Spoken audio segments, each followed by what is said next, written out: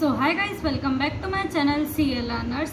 तो आज की वीडियो में मैं आपको बताने वाली हूँ कि सीए इंटर में जो हमारा फोर्थ सब्जेक्ट रहता है डायरेक्ट टैक्स और इनडायरेक्ट टैक्स, ये कैसे करा जाए। बहुत सारे बच्चों को कन्फ्यूजन्स रहता है कि हम क्या आईसीआई मॉड्यूल से कर ले, क्या वो सफिशियंट रहेगा, क्या उसके बलबूते पे हम पास हो पाएंगे, एमसीक्यूज कहाँ से करें, वगैरह वगैरह बहुत सारे डाउट्स रहते हैं। सारे क्वेश्चंस जो भी आपके पास, उन सब के आंसर्स आपको इसी एक वीडियो में मिल जाएंगे। पूरी वीडियो में बने रहें। सबसे फर्स्ट क्वेश्चन हमारा आता है कि क्या आईसीआई मॉड्यूल जो है वो सफिशिएंट है, उसके क्वेश्चन सफिशिएंट है। डायरेक्ट और इनडायरेक्ट दोनों टैक्स की मैं बात कर रही हूँ। तो मेरे हिसाब से आईसीआई मॉड्यूल जो है उसके जो भी क्वेश्चंस है, आगे क्वेश्चंस जो है, जो पीछे क्वेश्चंस रहते हैं, ओवरऑल सारे क्वेश्चंस, और अगर आप आरटीपी एमटीपी भी कर सकते हैं साथ में तो बेस्ट रहेगा। बिल्कुल आप इसको आंखें बंद करके कर सकते हैं। 40 से 50 नंबर का इसी में से आएगा। अब सबसे इम्पॉर्टेंट बात, अगर आप उसको रट के कर रहे हैं कि लाइक ऐसे कि क्वेश्चंस हमने आंसर्स हमने समझ लिए कि ये ऐसे ऐसे होगा, तो थोड़ा सा मुश्किल होगा। क्वेश्चंस आएंगे उसमें से, पर आपको वो जो क्वेश्चंस है उनका कंसेप्ट समझ आना चाहिए। मैं बात कर रही हूँ यहाँ पर डायरेक्ट टैक्स की, क्योंकि वो प्रैक्टिकल क्वेश्चंस होते हैं। आपको उनका कंसेप्ट समझना आना चाहिए कि ऐसा क्यों, यानी कि उससे रिलेटेड भी अगर थोड़ा बहुत क्वेश्चन आ पाए तो आप उसको भी अटेम्प्ट कर सके। ऐसा नहीं कि बिल्कुल एज इट इज क्वेश्चन आएगा तो ही आप अटेम्प्ट करेंगे। पूरा कंसेप्ट समझ के अच्छे से, खास करके जो टोटल इनकम के क्वेश्चंस होते हैं उन पर बिल्कुल फोकस करिएगा। अगर वो क्वेश्चंस आपसे बन रहे हैं तो सारे प्रकार के क्वेश्चंस जो आपसे बन जाएंगे। तो आपको किस पे फोकस करना है? You have to focus mainly on total income questions.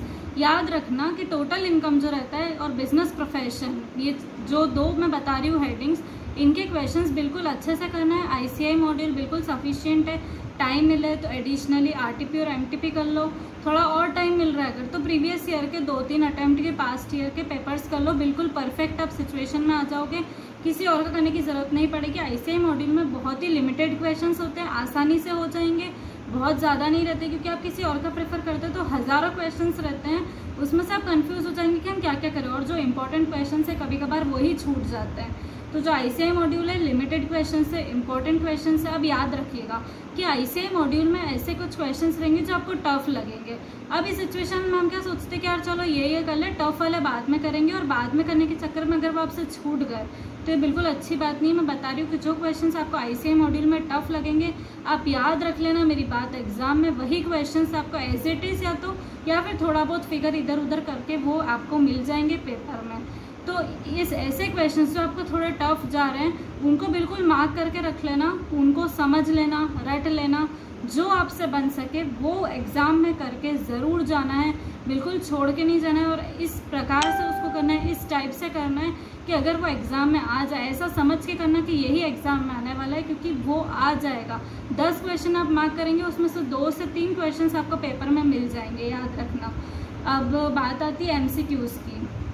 तो आईसीआई मॉड्यूल जो है उसमें एमसीक्यूज़ भी मिल जाएंगे, उससे एडिशनली आपको चाहिए तो आरटीपी में थोड़े बहुत मिल जाते हैं, एमटीपी में मिल जाएंगे। पास्ट ईयर पेपर्स के एमसीक्यूज़ आप देख सकते हैं। एमसीक्यूज़ करने में क्योंकि बहुत ज़्यादा टाइम नहीं लगेगा, पर मेरा ये मानना है कि अगर आप आईसीआई मॉड्यूल कर लेंगे पूरी, तो उसके जो कंसेप्ट्स है उन्हीं को एमसीक्यूज़ में फॉर्म करके वो ही आते हैं अपने उसमें एमसीक्यूज़ में। तो अगर आपका कंसेप्ट क्लियर है, आप कंसेप्चुअली एकदम क्लियर है कि मुझे सब आता है, तो एमसीक्यूज़ में आपको ज़्यादा दिक्कत नहीं आने वाली है। फिर भी एमसीक्यूज़ की प्रैक्टिस के लिए अच्छा रहेगा कि आप थोड़ा और प्रेफर कर लें। बाकी तो आईसीआई मॉड्यूल हर चीज़ के लिए बिल्कुल सफिशिएंट है। और इनडायरेक्ट टैक्स और डायरेक्ट टैक्स दोनों में आपको यही करना है। अब बात आती है कि मतलब एडिशनली, जैसे अगर हमको सिर्फ पास होने का हमारा एम नहीं है, अगर हमको थोड़े और ज़्यादा नंबर लाना है तो ऑफ कोर्स फिर उस सिचुएशन में आप किसी और बुक प्रेफर कर सकते हैं। लेकिन आपका टारगेट है कि यार मैं बस डीटी आईडीटी इन दोनों में पास हो जाऊँ, मेरे 40-50 नंबर आ जाए, एग्रीगेट तो मैं कॉस्ट अकाउंट्स ऐसे मैं बना लूँगा, तो फिर ये बेस्ट सिचुएशन है। आप आईसीआई मॉड्यूल आराम से करके जाओ, कोई फिक्र नहीं है। अब इसके अलावा अब अगर मैं आईडीटी स्पेसिफिक की बात करूँ तो आईडीटी हमारा जो रहता है वो थ्योरी सब्जेक्ट्स रहता है, प्रैक्टिकल का बहुत ही कम पोर्शन रहता है आईडीटी में। तो आईडीटी में आप क्या कर सकते हैं, अगर आप किसी और के नोट्स प्रेफर कर रहे हैं, किसी के लेक्चर्स अगर आपने देख रखे, तो इस सिचुएशन में फिर आपको उसी के नोट्स अगर आपने पढ़ रखे हैं, रिविजन टाइम बाकी, तो वही करना चाहिए।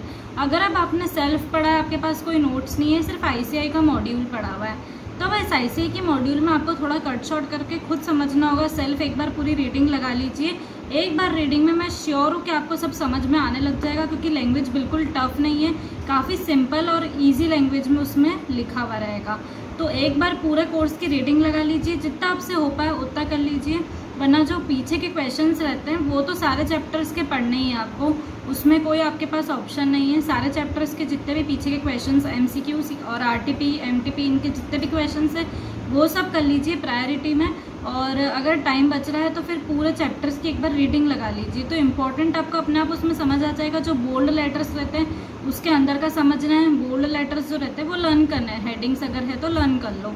एक बार पूरी रीडिंग लगा लोगे तो समझ आ जाएगा। अगर टाइम कम पड़ रहा है तो फिर मैंने बोला है जैसा वैसा कर लो कि पीछे के क्वेश्चंस जो है वो देख लो, प्रैक्टिकल क्वेश्चंस पे फोकस कर लो, तो इससे आपको काफ़ी मदद मिल जाएगी। थ्योरी सब्जेक्ट्स में हमको काफ़ी सिलेक्टिव होकर पढ़ना पड़ता है। अगर हम सब कुछ पढ़ के जाएंगे तो फिर उसमें ऐसा रहता है कि यार मतलब बहुत कम ऐसे चांसेस रहते हैं कि आपका इतना सारा रिटेन हो पाए।